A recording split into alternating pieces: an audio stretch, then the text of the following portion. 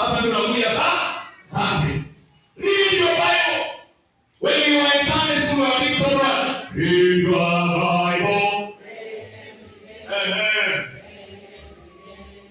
Pray every day. Read your Bible. Pray every day if you want to grow. Because when you want to grow, you do what? You read your Bible and pray every day. Watu wanakuja wakosana na mtu yashike Biblia.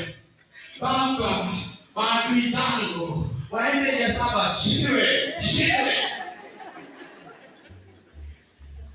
Kwa sababu wamekosana na mtu. Maadui zangu. Biblia inasema baba wakufe. Na ukisema wakufe.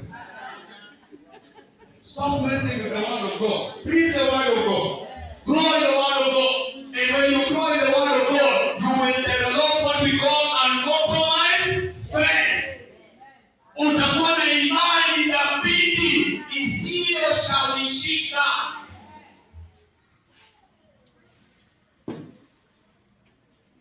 Uncompromised faith. Na hao ndio Wakristo tunaotaka katika nyumba ya Bwana, wanaosoma neno na kukua katika neno. Sio kusikiza leo nani amenisengenya, leo nani. What time do you have time to listen to such kind of business? Yaani wewe uko tu umeteka tu masikio iko juu usikie nani alikusema tena uondoke. Wewe kabisa hawa watu wameokoka, wewe ndio una shida. You have a problem. Where do you get time to listen kwa vitina? There is a lot to do. Bwana sio sana. Za kufanya ukue katika imani. Kama kuna kitu kizuri cha kukuza ni imani. Bwana sio sana. Mtoto atakianza kusumbua siku anaongea kwa usiku kwa. Hapana, anza kutafuta siku. Wewe. Pastor amelala hapa tulala. Hapana, una imani. Wekelea mikono kwa mtoto.